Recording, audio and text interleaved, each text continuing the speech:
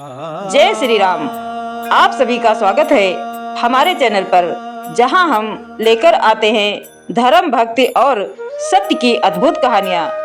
दोस्तों, आज हम आपको सुनाने जा रहे हैं रामनवमी की पावन और दिव्य कथा, भगवान श्री राम के जन्म की अद्भुत कहानी, जिससे सुनने मात्र से जीवन के सारे दुख दूर हो जाते हैं और मन में शांति का वास होता है। अगर आप सच्चे राम भक्त हैं तो अभी कमेंट में लिखें जय श्री राम और इस कथा को अंत तक जरूर सुनें, क्योंकि अंत में हम बताएंगे इस कथा का गहरा रहस्य। तो चलिए शुरू करते हैं भगवान श्री राम की पावन गाथा।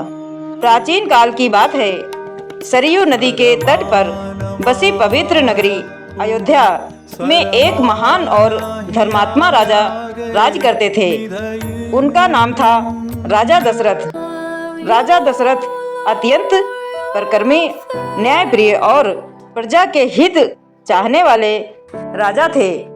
प्रजा उन्हें भगवान के समान मानती थी, लेकिन इतना सब कुछ होने के बावजूद उनके जीवन में एक बहुत बड़ी कमी थी।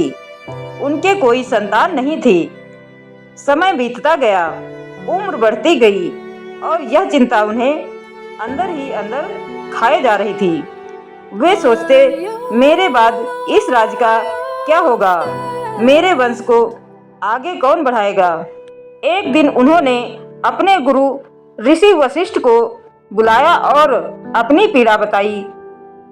ऋषि वशिष्ठ ने ध्यान लगाकर कहा, राजन, चिंता मत कीजिए। पुत्र प्राप्ति के लिए आपको पुत्र कामश्रेष्ठ यज्ञ करना होगा। राजा दशरथ ने तुरंत इस यज्ञ की तैयारी शुरू कर दी। महान ऋषि श्रृंग को इस यज्ञ के लिए आमंत्रित किया गया। यज्ञ आरंभ हुआ।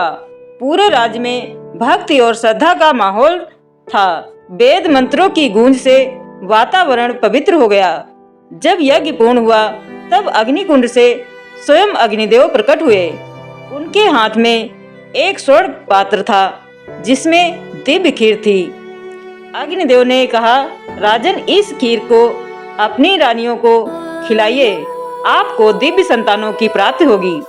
राजा दशरथ अत्यंत प्रसन्न हुए। उन्होंने वह खीर अपनी तीनों रानियों को बांट दी। माता कौशल्या, माता कैकेयी, माता सुमित्रा को विधि पूर्वक खिला दी। समय बीता और फिर आया वह पावन दिन, चैत्र मास के शुक्ल पक्ष की नवमी तिथि। पूरा अयोध्या उत्सव में डूब गया। देवताओं ने फूलों की वर्षा की। आकाश में मंगल ध्वनियां गूंज उठी। उसी शुभ मुहूर्त में माता कौशल्या के गर्भ से स्वयं भगवान राम ने जन्म लिया। उनके जन्म के साथ ही चारों ओर प्रकाश फैल गया। वातावरण में अद्भुत शांति और आनंद छा गया। इसके बाद माता कैकेयी के गर्भ से भरत और माता सुमित्रा के गर्भ से लक्ष्मण और शत्रुघ्न का जन्म हुआ। पूरा अयोध्या जय श्री राम के नारों से गूंज उठा। भगवान राम बचपन से ही अत्यंत विनम्र, शांत और आज्ञाकारी थे। उनकी आंखों में करुणा, चेहरे पर तेज और स्वभाव में सरलता थी। वे अपने भाइयों से अत्यंत प्रेम करते थे। विशेषकर लक्ष्मण तो उनके बिना एक पल भी नहीं रहते थे। समय आने पर राम और उनके भाइयों को शिक्षा के लिए गुरु ऋषि वशिष्ठ के आश्रम भेजा गया। वहां उन्होंने वेद शास्त्र, धनुष विद्या और राजनीतिक का ज्ञान प्राप्त किया। एक दिन महान ऋषि विश्वामित्र अयोध्या आए। उन्होंने राजा दशरथ से कहा, राजन, मेरे यज्ञ को राक्षस नष्ट कर देते हैं। मैं चाहता हूँ कि राम मेरे साथ चलें और इनका संहार करें। राजा दशरथ पहले तो चिंतित हुए, लेकिन गुरु वशिष्ठ के समझाने पर उन्होंने राम और लक्ष्मण को विश्वामित्र के साथ भेज दिया। राम ने ताड़का, मरीच और सुबाहु जैसे राक्षसों का वध किया और ऋषियों की रक्षा की।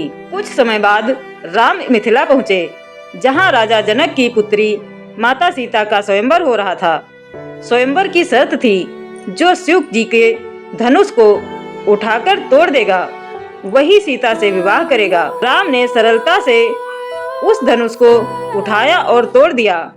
इस प्रकार राम और सीता का विवाह हुआ। समय बीता और राम के राज्याभिषेक की तैयारी होने लगी, लेकिन तभी कैकेयी ने 2 वरदान मांग लिए। भरत को राजा बनाना, राम को 14 वर्ष का वनवास। राम ने बिना किसी विरोध के पिता की आज्ञा मान ली और वन चले गए। उनके साथ सीता और लक्ष्मण भी गए।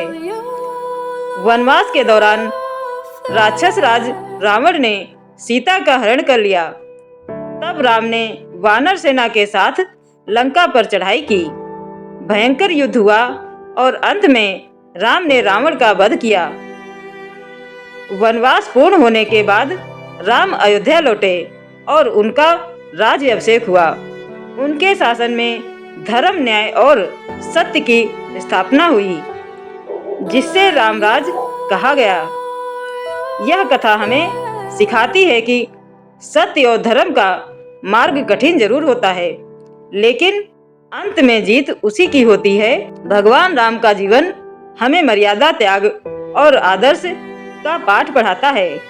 तो दोस्तों, यह थी रामनवमी की पावन कथा। अगर आपको यह कथा पसंद आई हो तो वीडियो को लाइक करें और कमेंट में लिखें जय श्री राम। इस कथा को अपने परिवार और दोस्तों के साथ जरूर शेयर करें और ऐसे ही पावन कथाओं के लिए चैनल को सब्सक्राइब करना ना भूलें। जय श्री राम।